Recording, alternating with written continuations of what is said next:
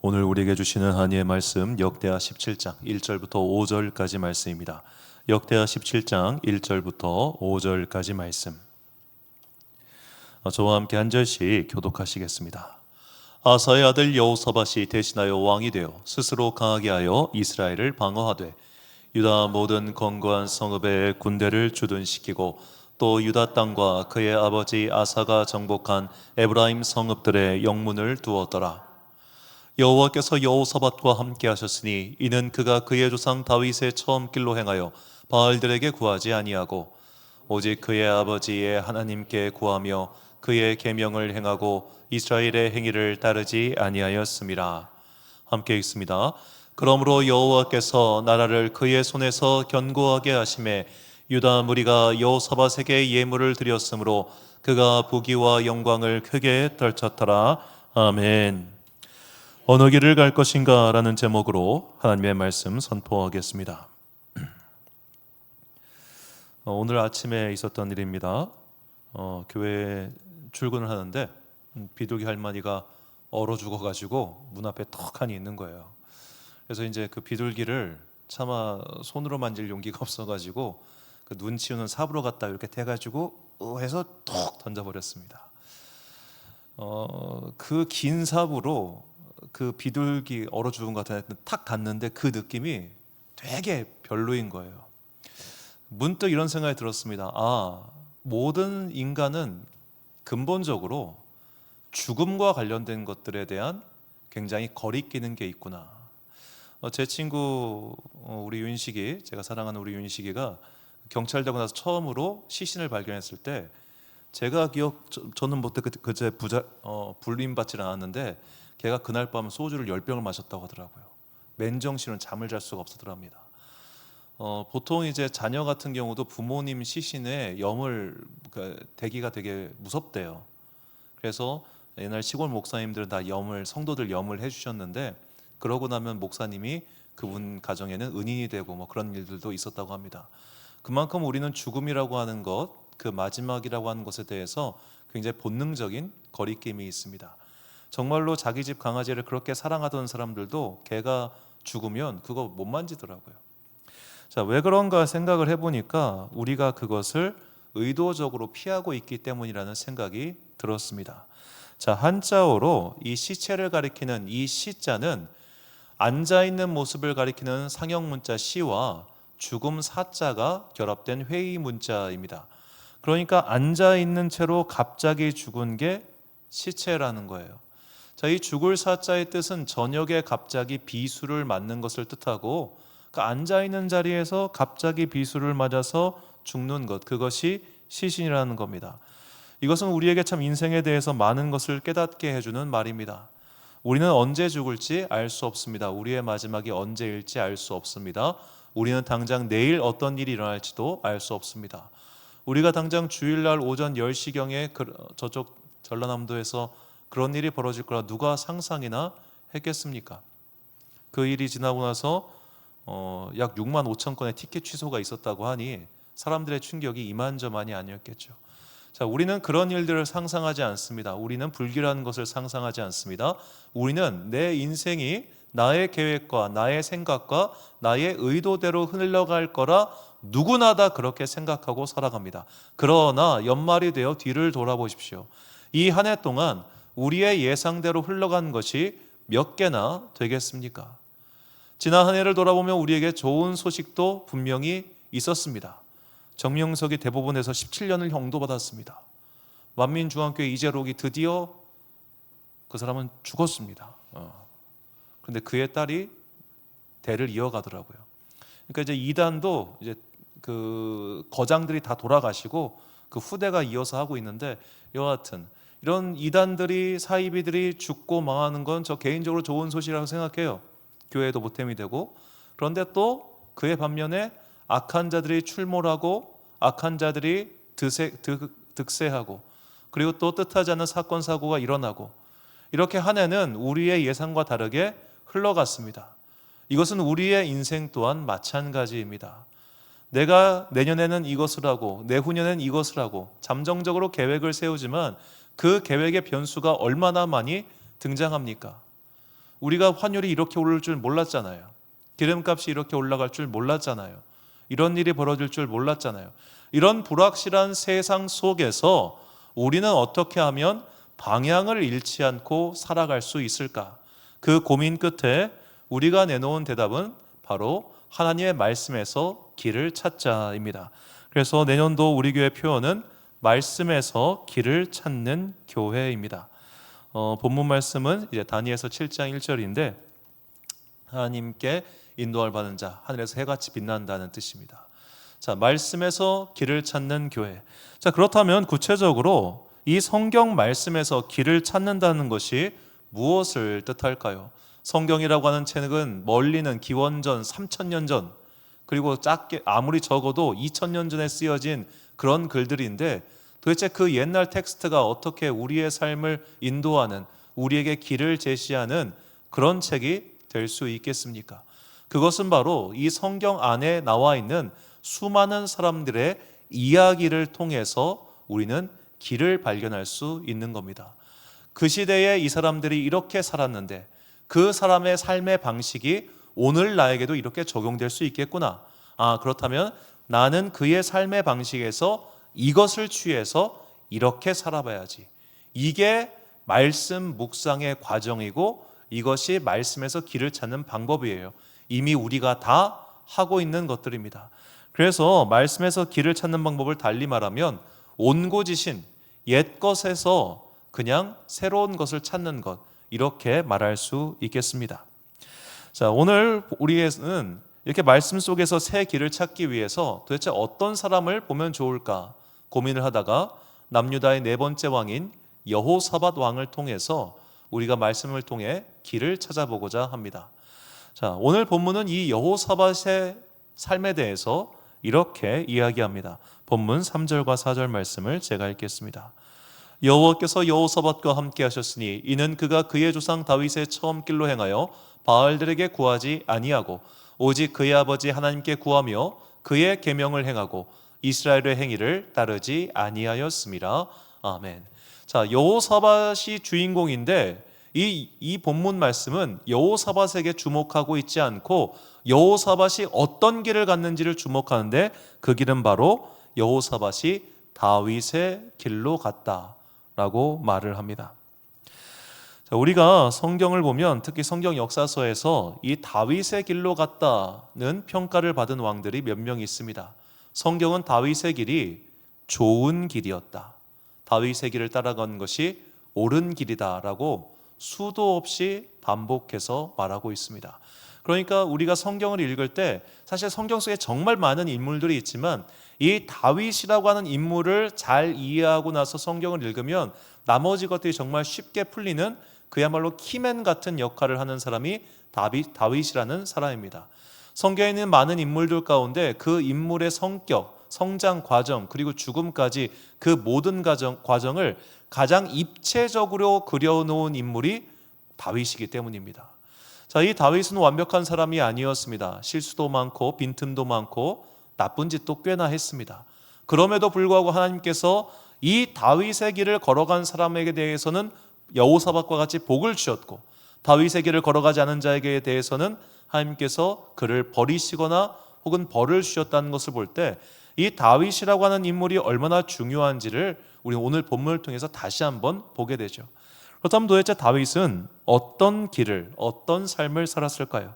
제가 세 가지 정도로 다윗의 삶을 요약을 해보니까 다윗은 첫 번째로 의롭게 살았습니다. 성경이 말하는 의로움이란 이익 앞에서 바름을 택하는 것을 의롭다라고 말합니다. 그리고 다윗은 자비를 행했던 사람입니다. 자비란 다른 사람을 용서해 주는 것이죠. 그리고 다윗은 겸손하게 행동했습니다. 겸손이란 죄인의 정체성을 깨닫고 말씀에 순종하는 것을 겸손이다라고 말을 합니다. 자, 다윗은 어떻게 의로운 일을 택했는가? 자, 다윗의 삶에서 굉장히 중요한 사건은 그가 골리앗을 쓰러뜨린 이후에 국가에서 굉장히 그야말로 구국의 영웅이 되었지만 한순간에 몰락한 사건이죠. 사울 왕은 그를 질투했고 그래서 그를 죽이려고 했습니다. 다윗은 그의 사위였음에도 불구하고 말이죠. 그렇게 사울 왕이 추격하고 그렇게 도망 다닐 때 다윗은 사울을 죽일 수 있는 결정적인 찬스가 2번이나 있었습니다. 그리고 그는 실제로 아마 죽일 마음도 조금은 있었던 것 같습니다. 그런데 막상 칼을 들고 그의 뒤에 섰을 때 이건 아니지, 이렇게 하는 건 아니지 라는 마음이 있어서 그가 칼을 내려놓게 되지요. 이것이 다윗이 당장 눈앞에 있는 이익 앞에서 의로움을 택했다는 증거 중 하나입니다. 자, 만약 우리에게 이런 일이 있다고 생각을 해봅시다. 이 순간 이것만 눈 감으면 지금까지 내가 겪었던 고통이 끝난다고 가정해 보십시오. 다윗은 지금 최소한 10년 이상 도피 생활을 했던 참입니다.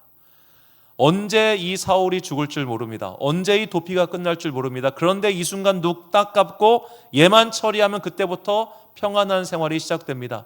이 순간에 요것만 딱 넘기고 이 순간에 요것만 딱 눈 감으면 그 다음부터 편해진다고 했을 때 과연 우리 중 얼마나 내가 하나님 앞에 정직하기 위해서 그것을 포기할 수 있겠습니까?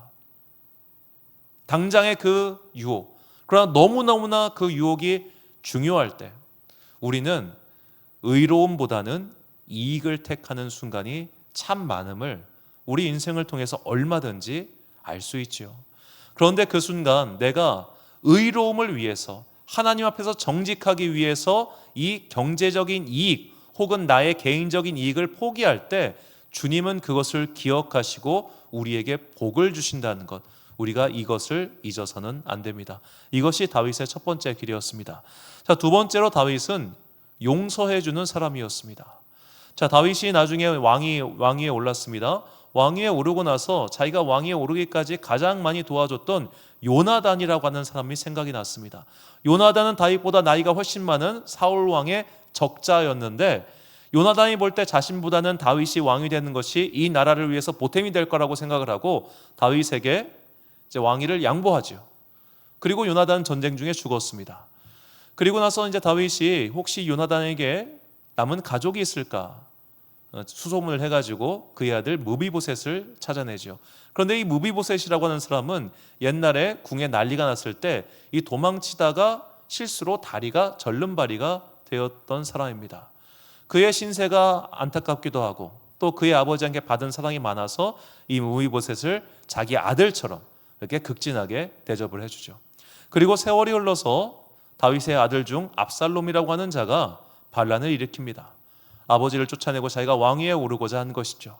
그때 다윗은 예루살렘에서 쫓겨나서 저 멀리 요단 동쪽까지 피난을 떠나게 됐을 때 그 피난길에 무비보셋은 참여하지 않았습니다. 물론 중간에 누군가의 이간질이 있었을 가능성이 농후하긴 하지만 그때 무비보셋은 다윗이 준 집에서 편히 있으면서 혹시 이 반란을 일으킨 사람들이 내가 사울 왕의 손자이니 나에게 한몫 주지 않을까? 그런 기대를 했던 것으로 보입니다. 다윗은 결국 전쟁에서 승리했고 반란군을 진압하고 다시 돌아옵니다. 그때 무비보셋이 그때 막 머리를 흐크러뜨리더니 막 기어 나와가지고 왕이시여 제가 못 간 것은 제가 절름발이었기 때문입니다. 왕이시여 용서해 주소서라고 한단 말이에요. 자, 이때 이 순간 다윗의 마음이 어땠을까? 이런 상상을 해보십시오. 어려울 때 제가 도와줬어요. 진짜 어려울 때 도와줬어요. 그런데 그 사람이 내 뒤통수를 세게 때린 거예요. 나를 배신했어요. 그럼 마음이 좋습니까? 이거 당해보세요. 마음에 멍울이 콕 줘. 야, 내가 너한테 쓴 돈이 얼만데, 내가 너한테 드린 시간이 얼만데, 내가 너한테 준 마음이 얼만데 너는 날 이렇게 배신해? 내가 잘 나갈 때는 그렇게 나랑 막 어떻게든 밥 한 끼 먹자, 나랑 좀 만나줘라 그렇게 이렇게 하더니 내가 돈 없고 내가 힘 없고 내가 망하니까 등 싹 돌려? 그러면 진짜 입이 대빨 나올 수밖에 없잖아요. 다윗이 그때 무비보셋을 죽여도 무비보셋은 할 말이 없습니다. 그런데 다윗은 무비보셋을 그렇게 대하지 않습니다.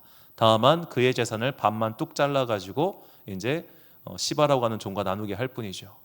이렇게 다윗의 삶에서 결정적인 순간 그에게 배신하고 그를 이제 등쳐먹었던 여러 사람들을 당장에 내치거나 당장에 죽이거나 하지 않아요. 그의 삶의 마지막이 하나님께서 어떻게 처리하실지 그것을 봤던 사람이 바로 다윗입니다. 자, 우리의 삶도 이런 경우를 당하면 진짜 힘듭니다. 믿었던 사람에게 배신당하고 믿었던 사람이 나를 등쳐먹고, 이 등쳐먹는다면 표준어입니다. 욕이 아닙니다. 자, 그러면 정말 마음이 어려워요. 다윗은 그렇게 마음이 어려운 순간에도 도를 지켰습니다. 정도를 넘어가지 않았습니다. 우리가 이렇게 마음 어려울 때, 특히별히 내 인생에서 가장 힘든 순간에 나에게 섭섭하게 하는 사람을 품어줄 수 있는 마음 넉넉한 그런 사람이 될 수 있다면 주님께서는 그런 우리에게 복을 주신다는 것, 그걸 꼭 잊지 않으시길 바랍니다. 자, 마지막으로 다윗은 겸손한 사람이었습니다. 여기서 겸손하다고 하는 것은 어떤 의미냐면, 성경이 말하는 겸손하다는 것은 제가 아니에요, 무슨 말씀이세요, 이게 겸손한 게 아니에요. 성경이 말하는 겸손함이란 하나님께서 말씀하셨을 때 그의 행동을 수정할 수 있느냐 없느냐가 겸손한 거예요. 하나님이 말씀하셨는데 수정을 하지 않아요. 그런 교만한 사람입니다. 하나님이 말씀하셨을 때 그래 내가 잘못했구나 하고 그 행동을 수정할 수 있는 사람, 그 사람이 겸손한 사람입니다. 다윗은 그런 겸손함이 있었습니다. 다윗도 잘못 많이 했습니다. 다윗도 약강강약이었어요. 강한 자에게는 좀 약한 척하고 약한 자에게는 강한 척했어요. 이런 다윗의 비겁함이 가장 잘 드러난 사건이 나발이라고 하는 사람과의 에피소드입니다. 자, 유다 광야 남쪽에서 그 아주 부자인 나발이라고 하는 사람이 있었습니다. 이 사람은 유다 지파 사람이었는데 다윗이 막 쫓겨다닐 때 자기 부하들과 함께 그 양들을 지키는데 한 몫을 도와줘요. 이 유목민들은 양 털갈이 할 때가 일종의 그 수확기, 추석 같은 날인데, 그렇게 양의 털을 갈아서 수확을 거두고 나면은 음식물이나 그런 것들 함께 나눠 먹는 그런 풍습이 있었습니다. 다윗은 그것을 기대하고 우리 좀 식량 좀 주지 않으련? 이랬단 말이에요. 그러니까 나발이 다윗을 대놓고 모욕합니다. 저 집도절도 없는 놈, 저 근본도 모르는 놈, 막 이런 식으로 욕을 해요. 다윗이 너무너무 화가 나가지고 야, 칼 빼들어, 오늘 내가 저 나발이라는 애도 죽이고 저 집에 있는 남자 싹 다 죽인다, 이러고 갑니다. 깡패 아닙니까? 잘못은 나발 혼자 했습니다. 그런데 나발의 집안에 있는 모든 남자를 다 죽이겠다고 합니다. 완전히 무례배 폭력배가 됐습니다.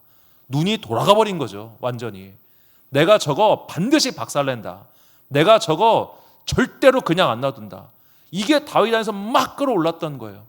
그래서 막 씩씩거리며 가고 있는데 현명한 아비가일이 나타나서 스탑, 저 남자는 원래 어리석은 사람이라 이 입 조절을 못해요. 당신이 그를 치지 않아도 하나님께서 그를 치실 터이니 당신 칼에 피를 묻히지 마세요라는 말을 듣고 다윗이 돌이켜요. 이게 다윗의, 제가 볼 땐 가장 훌륭한 성품입니다. 다윗은 많은 잘못, 그 외에도 많은 잘못을 저질러요. 그가 왕이 되고 나서도. 그럼에도 불구하고 다윗의 훌륭한 점이 뭐냐면 그의 잘못을 지적하면 그는 들었어요. 이게 겸손한 겁니다. 우리가 이거 꼭 필요합니다. 앞에 여러 가지 것들, 내가 의롭게 살 수도 있고요, 또 자비하게 살 수도 있어요. 그런데 결정적으로 말씀 앞에서 교만한 자는 아무 소용이 없는 거예요.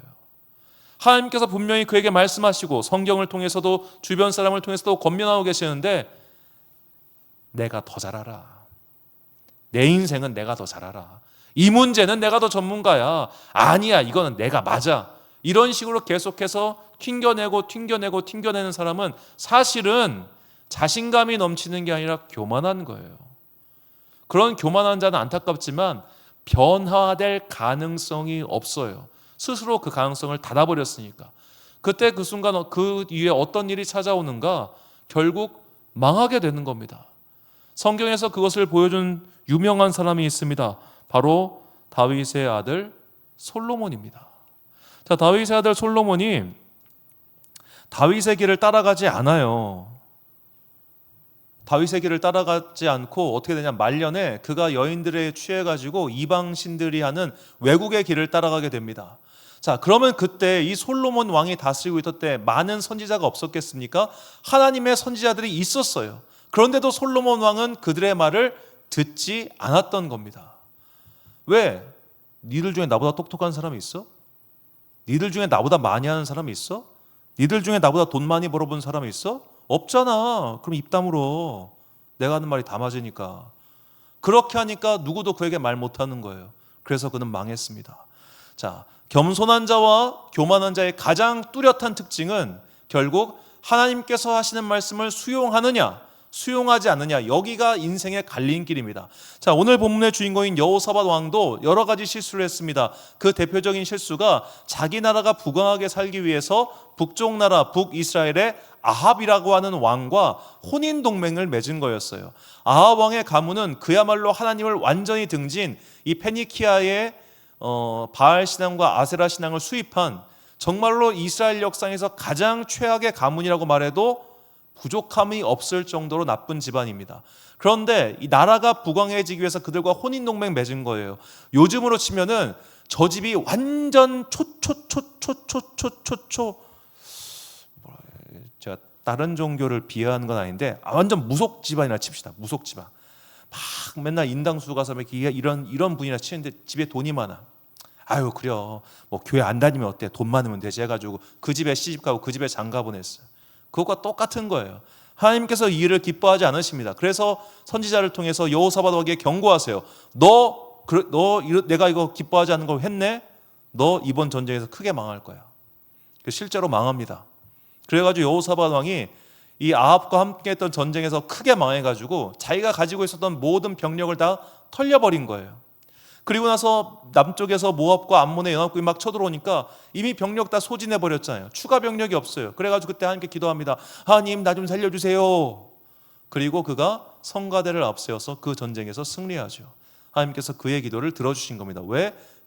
그가 지금까지 걸어온 다윗의 길에 있었기 때문에.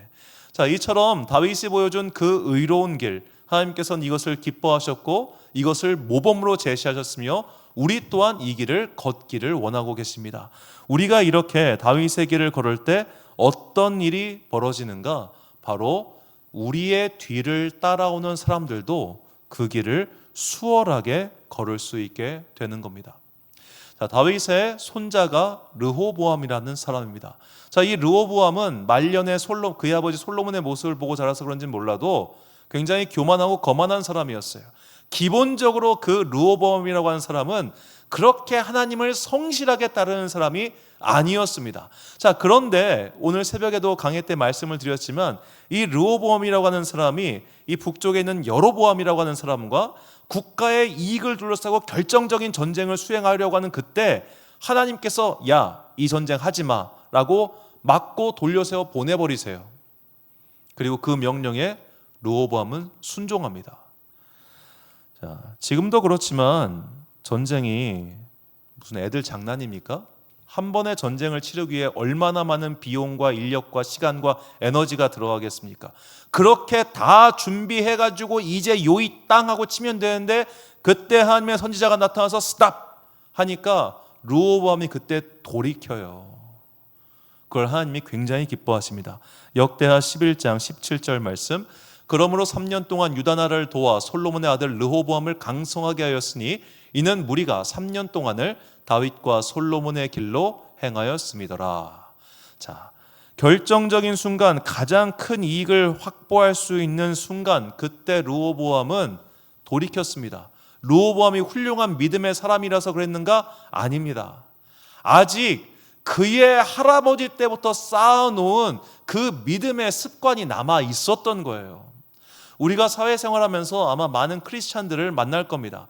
크리스찬을 만날 때 실망할 때가 더 많을 거예요. 그것은 사실 우리가 크리스찬이라고 하면 더 높은 무언가를 원하기 때문입니다. 일반인과 비교하면 크리스찬이 훨 나아요.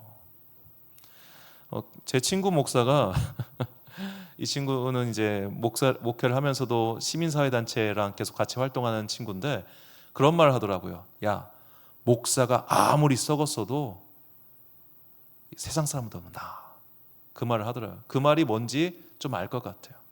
우리가 매주일 주일 예배를 드린다고 하는 것은 오늘 주일 예배는 심심했어. 오늘 주일 예배는 별거 없었던 것 같아요. 목사님 지난주와 똑같은 얘기 하신 것 같아 라고 생각할 수 있지만 그 말씀들이 은연중에 나를 똑딱 깎아오고 있어요. 나를 좋은 모습으로 빚어나가고 있어요. 마치 물방울이 계속 떨어져서 마침내 바위에 구멍이 뚫리듯이 우리는 매 주일의 예배를 통해서 조금씩 예수 그리스도의 장성한 분량으로 변화되어 가고 있는 겁니다. 그 변화의 속도에 차이가 있을 뿐인 거죠. 자, 이렇게 우리가 변화되고 있기 때문에 사실 그리스도인의 변화란 조금 더딜지언정 전혀 변화할 생각이 없는 세상 사람들보다는 훨씬 낫다는 거예요. 자, 우리가 오늘 이 믿음의 삶에 최대치를 뽑았을 때 그의 자녀가 그보다 믿음이 못할 수 있습니다. 하지만 그의 아버지, 그의 어머니를 보고 배운 게 있다 보니 썩어도 준치라고 중간 이하는 가는 겁니다. 제가 예전에 그 영락교회 팀과 한번 선교를 다녀온 적이 있었는데 그 영락교회 팀 중에 아버지가 순교자인 분이 계셨어요. 아버지가 순교자예요. 아버지가 평양에서, 원래 영락교회 평양에 있었는데 평양에서 공산당한테 총 맞아서 순교하신, 교회 지키다가 여기 못 쳐들어와, 여기 못 태워 하다가 거기서 총 맞아서 돌아가신 분의 아들이었어요. 자, 그분에게 교회란, 믿음이란 그냥 단순한 게 아니었어요. 우리 아빠가 죽었는데? 그러니까 그의 아들도 그냥 너무너무 당연해요. 여기에 의문과 고민과 그런 게 없어요. 내가 이걸 하는 건 당연한 거야. 그분 돈 잘 버셨고 부자셨는데 그 돈 가지고 뭐 했냐면은 그 청년들 데리고 선교팀 다니고 교회 봉사하고 헌신하고 그거에 대해서 아무런 의문이 없었어요. 왜? 우리 아버지가 그렇게 살다 죽었으니까. 오늘 내가 걸어간 길은 나의 뒤를 따라놓은 사람들의 이정표가 됩니다. 오늘 내가 이 길을 이만큼 뚫어놓으면 그 뒤에 사람은 그만큼 편히 갈 수 있는 거예요. 이걸 한번 도로공사에 비유를 해봅시다. 자, 우리가 경부고속도로 뚫듯이 믿음의 1세대가 진짜 8차선을 쫙 뚫어놨어요.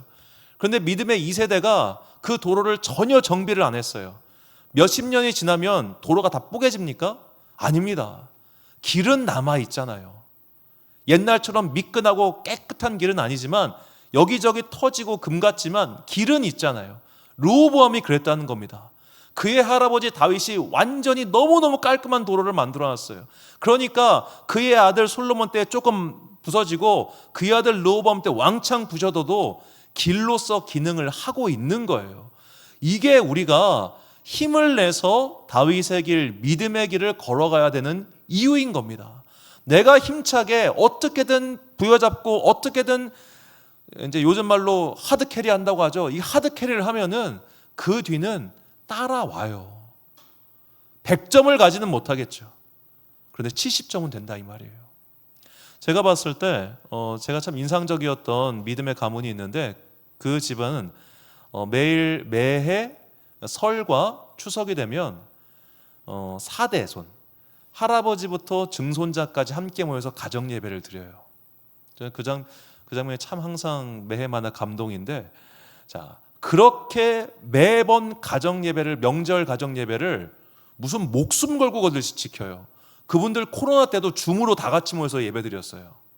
그 아버지 장로님이 지금 이제 98세 정도 되셨는데 이것만큼은 절대로 양보할 수 없고 절대로 포기할 수 없는 가치인 거예요.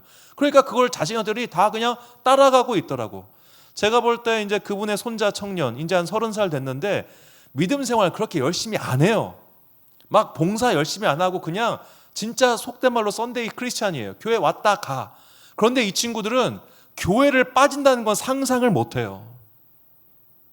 내가 교회 생활에 열심을 내지 않고 내가 교회를 위해서 우리 할아버지처럼은 못하더라도 절대 빠지진 않아요.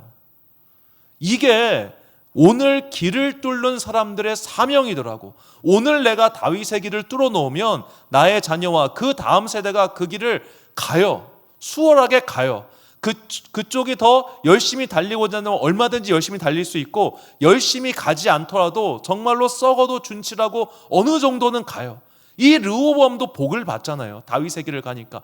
그러니까 이 남유다의 왕들은 그래도 근근히 수백 년을 이어왔어요. 이것이 다윗이 큰 길을 뚫어 놓은 그 뒤에 열매였던 겁니다. 오늘 내가 다윗의 길을 제대로 뚫어 놓으면 그 뒤에 따라오는 사람들이 편합니다. 오늘 내가 말씀을 통해서 사는 삶을 나의 자녀와 나의 주변 사람들에게 보여주면 그 뒤에 사람들은 편하게 그 길을 갈 수 있습니다. 그렇기 때문에 우리가 이제는 힘을 내요. 이 의로운 길, 자비의 길 그리고 겸손의 길을 걸어가야 합니다. 우리가 그렇게 걸어가면 주님께서 우리의 가는 길을 위해 복의 복을 더해 주실 거라 믿습니다.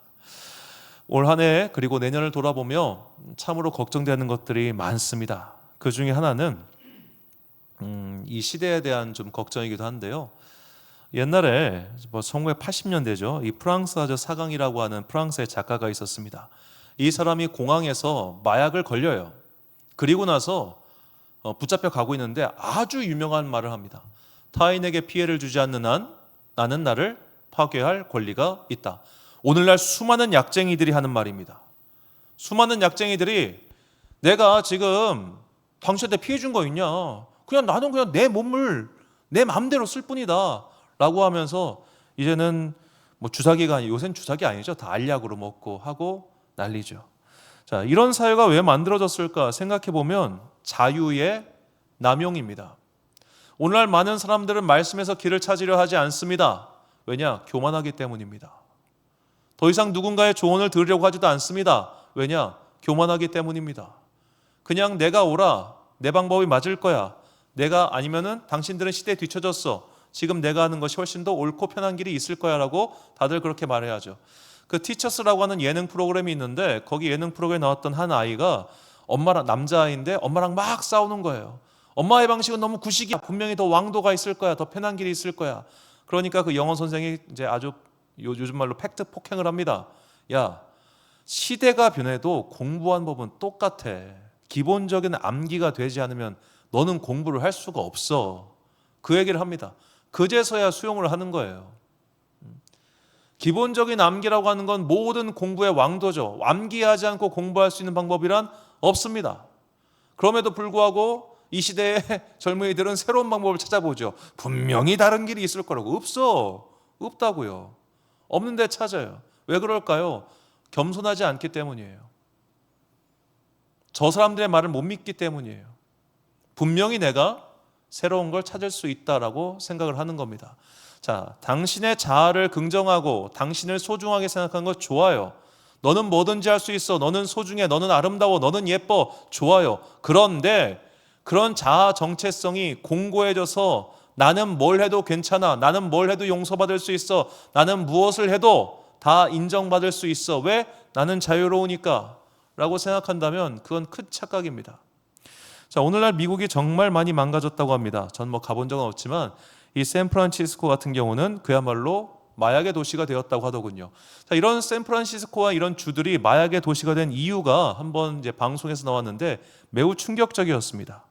그 이유는 이런 주들이 마약을 소지해도 처벌하지 않는 법안을 주민 동의로 통과시켰기 때문입니다. 이제는 사람들이 생각하는 겁니다. 마약? 에이, 마약 다 하는 건데 뭘. 아유, 마약을 불법으로 하면은 그걸로 징역 살아야 되고 빨간 줄 긋고 안 좋잖아. 마약은 치료해주면 되는 거야. 좋은 방향으로 인도해주면 되겠지 해가지고 마약 소지자를 처벌하지 않으니까 다들 좀비처럼 이렇게 하고 다니는 거예요. 우리가 가지고 있는 이 자유를 교만한 자들은 내 마음대로 해도 된다고 생각합니다.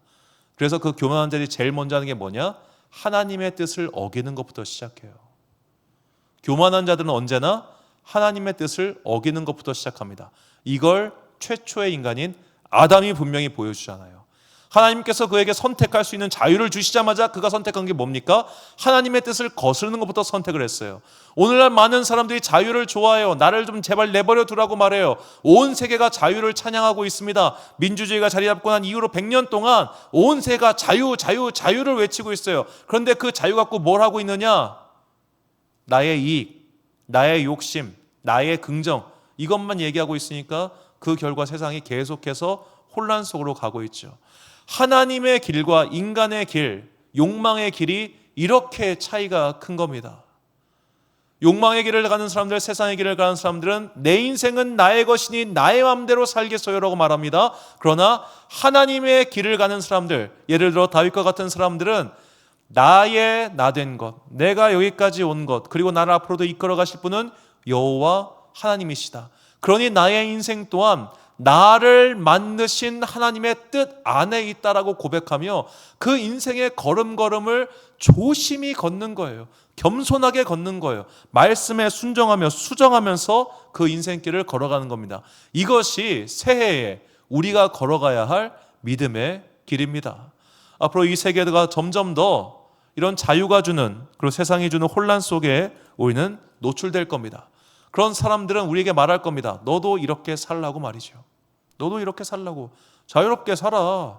야, 구닥다리야. 네가 지금 믿고 있는 건 언제적 교회고 언제적 성경이야. 그거 말고 다른 게 있어. 그건 너무 옛날 거야.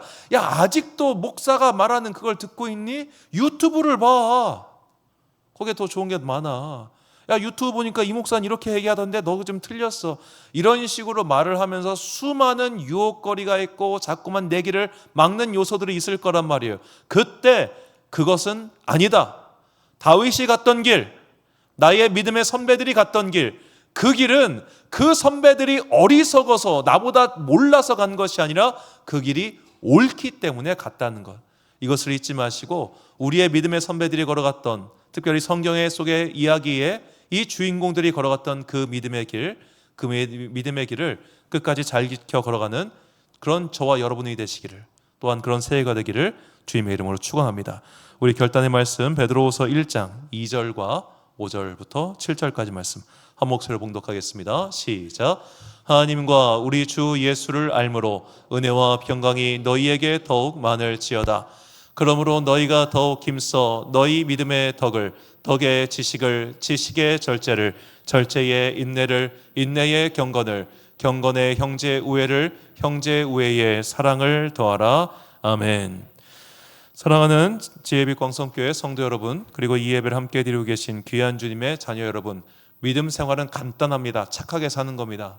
그런데 우리에게는 착하게 살 수 있는 힘이 없다는 걸 인정하는 것, 이게 믿음 생활의 출발이에요.